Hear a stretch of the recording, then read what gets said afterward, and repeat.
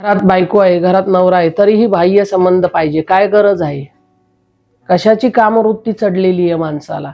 अग्नीत का जळत आहे? अरे तासभर फक्त तिथे अग्नी ठेवा आणि स्वतःला त्याच्यात जाळा. तुमचं भस्म होऊन एक मुठी राख होईल, लक्षात घ्या. देवासाठी तेच आहे ते कामवृत्ती. नवरा असू दे, बायको असू दे, फक्त 40 वर्षापर्यंत संसारामध्ये राहून संसार करायचं. त्यानंतर ग्रहस्थ आश्रमामध्येच राहून ब्रह्मचारी व्रत पाळायला पाहिजे, गरजेचं आहे मोक्षासाठी, देवप्राप्तीसाठी. पण मनुष्य 50 झाला, 60 झाला तरी कामवृत्तीत लागलेला आहे, म्हातारापासून युवापर्यंत. काय आहे त्याच्यात? लोकांची स्त्री चांगली वाटली, लोकांचा पुरुष चांगला वाटला, काय आहे त्याच्यात?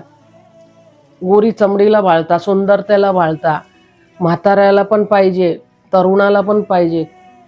त्यापेक्षा देवाची भक्ती करा, देवाची आराधना करा, देवाच्या भक्तीत तल्लीन व्हा. गोरख कुंभारासारखा, भक्त प्रल्हाद सारखा, मीरासारखा बघा. त्याच्यात जे सुख आहे बाकी कशात नाहीये. नश्वराच्या गोष्टी मागे तुम्ही एवढा धाव घेत आहात ज्याच्यात काही प्राप्त होणार नाही. तुमच्या घरादाराची राख रांगोळी तुम्ही करत आहात, अश्लीलता तुमच्या जीवनात आचरणा करून तुमचाच सर्वनाश आहे. तुमची मुलं बाळं तेच शिकत आहेत आणि तेच आचरण आपल्या जीवनात आणत आहे, फक्त तुमच्या चुकीमुळे, आई वडिलांच्या.